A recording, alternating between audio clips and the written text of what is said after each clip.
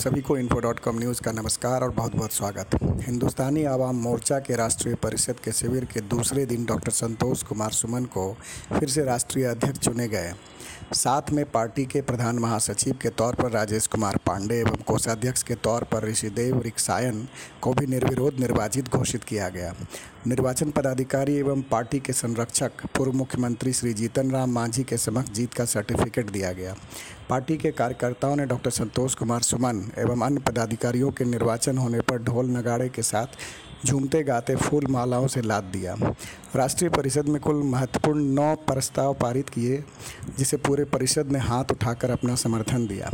Doctor Santosh Kumar ने अपने निर्विरोध निर्वाचन पर कार्यकर्ताओं का हृदय से आभार प्रकट किया एवं कहा कि आपने जो विश्वास हम पर जताया है उस पर मैं पूरी तरह खरा उतरूंगा और पार्टी को राष्ट्रीय स्तर पर मजबूती प्रदान कर 4 से 40 नहीं बल्कि 400 विधायकों तक ले जाऊंगा।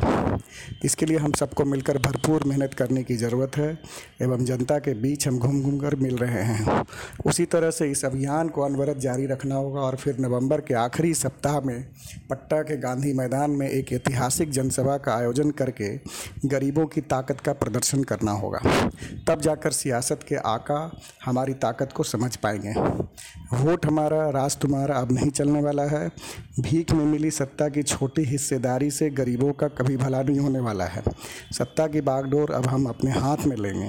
पार्टी के मुख्य संरक्षक एवं बिहार के पूर्व मुख्यमंत्री जीतन राम मांझी ने अपने कार्यकर्ताओं को संबोधित करते हुए कहा कि आप तनिक भी चिंता नहीं करें। जब तक हम जिंदा हैं आपके मान सम्मान एवं हक हुकूक की लड़ाई लड़ते रहेंगे। आप जहां चाहेंगे हम वहीं रहेंगे और ज़रूरत पड़ी तो हम एकला चलो की राह पर भी चलेंगे। हम पार्टी के गठन मैंने उनके सत्ता प्राप्ति के लिए नहीं, गरीब जनता और आप तमाम कार्यकर्ताओं के लिए किया है। हम आपकी भावनाओं के सम्मान से कभी समझौता नहीं करेंगे। आइए चलते हैं कार्यक्रम में।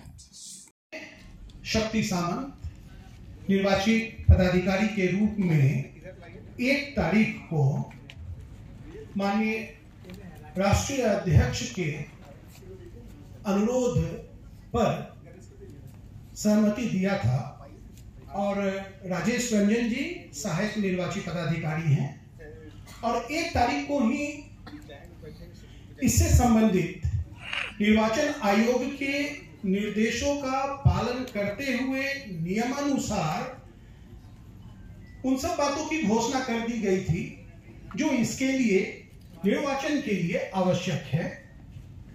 नामांकन की तिथि 14/5/23 निर्धारित किया गया। नामांकन का जो समय है वो समय 14/5 को 10 बजे से लेकर 1 बजे तक का समय निर्धारित किया गया। स्क्रूटनी का समय 1:30 से 2:30 तक का समय था और नाम वापसी का समय 3 बजे से 5 बजे तक का था। निर्वाचन 15/5/23 को 9 बजे से लेकर 12 बजे तक होना था। सारे सीट पर जो भी रिक्तियां थी उन रिक्तियों के संबंध में चूंकि कोई हमारे पास किसी प्रकार का कोई नॉमिनेशन डिफरेंट पदों के लिए नहीं आया, एक ही नॉमिनेशन हमारे पास आया, इसीलिए कोई फर्दर इलेक्शन की आवश्यकता महसूस नहीं हुई और इलेक्शन नहीं कराया गया। सर्वसम्मति से चुनाव हो गया।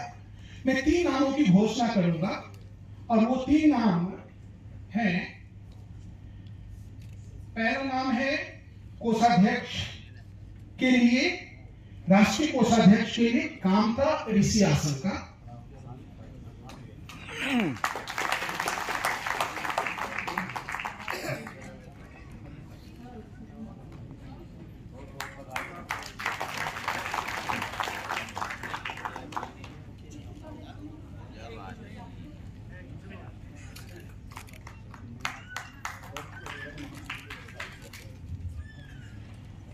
और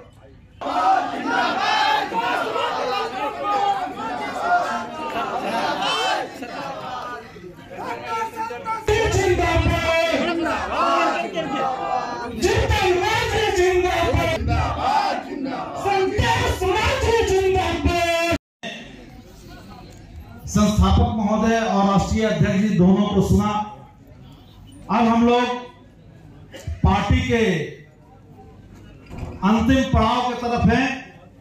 जो कल से आज तक जो हम लोग बैठक किए हैं, उस बैठक का जो प्रस्तावना है अब हम आपके सामने पढ़ने जा रहे हैं। और जब एक एक प्रस्तावना पढ़ते जाएंगे और उस पर आप लोग अपना दोनों हाथ उठा करके और समर्थन जताएंगे। जो लोग समर्थन में होंगे कि हम इस बात का समर्थन करते हैं। इस बैठक की जो सबसे पहली प्रस्तावना है वो ये है कि पार्टी किसी भी गठबंधन से चुनाव लड़ेगी, यह तय करने का अधिकार राष्ट्रीय परिषद की ओर से हम लोग आदरणीय राष्ट्रीय अध्यक्ष डॉक्टर संतोष कुमार सुमन जी को देना चाहते हैं। अगर आप इसके समर्थन में हैं तो आप लोग हाथ उठाइए। वीडियोग्राफी वाले भाई इसको रिकॉर्ड कीजिएगा। दूसरी जो प्रस्तावना है वह है पार्टी कितने और किन किन लोकसभा सीटों पर चुनाव लड़ेगी, यह तय करने का अधिकार राष्ट्रीय अध्यक्ष एवं संरक्षक महोदय को सर्वसम्मति से दिया जाता है। अगर आप इसका समर्थन करते हैं तो दोनों हाथ उठाकर समर्थन है, दोनों हाथ उठा दीजिए। राष्ट्रीय संगठन के बाद प्रदेश में संगठनात्मक चुनाव के लिए घोषणा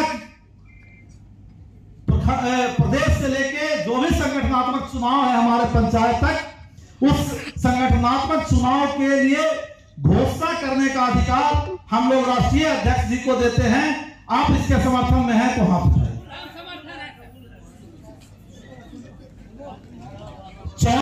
राष्ट्रीय कार्यकारिणी के गठन का अधिकार हम लोग राष्ट्रीय अध्यक्ष जी को देते हैं। अगर इसके समर्थन में है तो अपना हाथ।